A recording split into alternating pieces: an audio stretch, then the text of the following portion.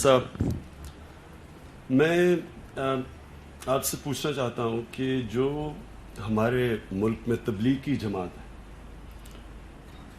رائے گنج میں اجتماع لگتا ہے، تقریباً 20 لاکھ لوگ جمع ہوتے ہیں، لیکن آپ دیکھ لیں کہ معاشرے میں برائیاں بڑھ رہی ہیں.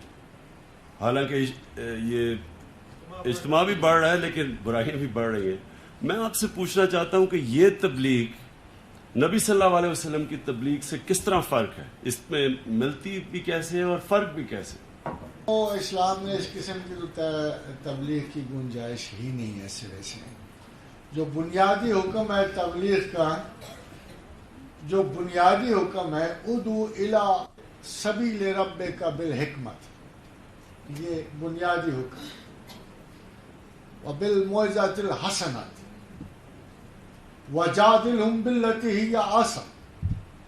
یہ تبلیغ کے 3 طریقے اللہ نے بیان کیے قرآن حکیم میں. آپ بالکل ٹھیک کہہ رہے ہیں کہ جہاں 313 تھے صرف مسلمان پہلے ہاتھ، ایسی بلاغت اور ایسی تبلیغ ہوئی کہ آج 1500 برس گزرنے کے بعد میں رب کعبہ کی قسم کھا کے کہہ سکتا ہوں کہ نہ میں کسی مولوی کی وجہ سے مسلمان ہوں، نہ کسی مبلغ کی وجہ سے، میں صرف اپنے اللہ اور اپنے رسول کی وجہ سے مسلمان ہوں، جن کی تعلیمات کے ریکارڈ میرے تک پہنچے. تو اصل میں بات یہ ہے کہ دین کے معاملے میں خداوند کریم فہم کو بہت حیثیت دیتا ہے اور سختی سے منع کرتا ہے کہ کم فہم اور کم عقل جو ہے وہ دین کی تبلیغ نہ کرے. اس لیے اس جو آیت قرآن میں خدا کہ ادعو الی سبیل ربک بالحکمت، کہ خدا کے رستے کی طرف بلا مگر حکمت کے ساتھ. اب یہ حکمت کیا ہے؟ یعنی اگر اصول علم ہے تو حکمت اس کی execution. all medical sciences are the execution. حکمت ہے. تمام سائنسز حکمت میں آتی ہیں. تمام جنرل آگہی جو ہے زمین و آسمان کی، خواہ وہ کاسمالوجی ہے یا اسٹرانومی ہے، خواہ وہ میڈیکل سائنسز ہیں، خواہ وہ جنرل جینیٹک سائنسز ہیں، یہ ساری کی ساری حکمتوں میں آتی ہیں.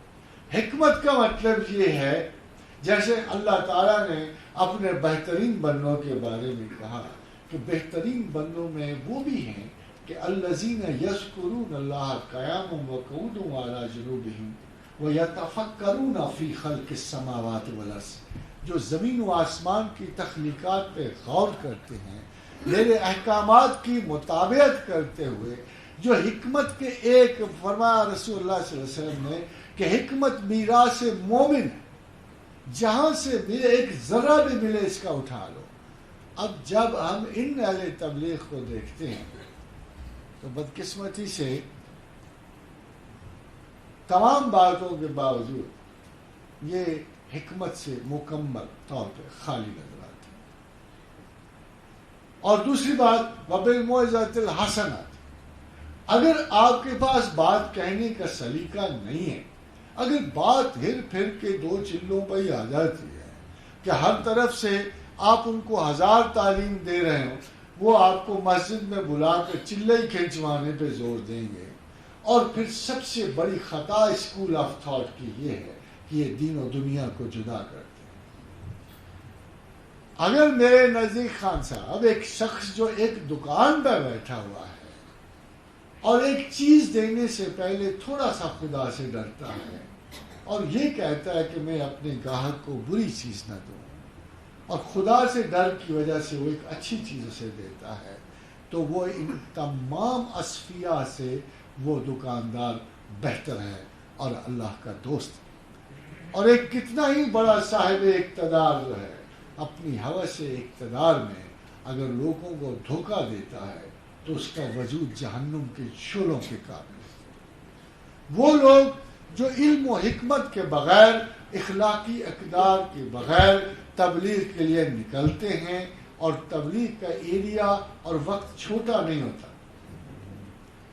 محمد عربی صلی اللہ علیہ وسلم نے تبلیغ شروع کی اور پر فورس شروع کیا. جب اللہ نے کہا کہ اب لوگوں کو تعلیم دو، صرف تعلیم دو، آپ پر اور کوئی جبر نہیں ہے. قبول کون کرتا ہے، اختیار کون کرتا ہے، یہ آپ کا کام نہیں. آپ کا کام میسج پہنچانا ہے. مگر اس کے باوجود میسج پہنچاتے پہنچاتے ان جوہلائے عرب کو اشراف عرب میں بدلتے بدلتے 22 سال گزرے.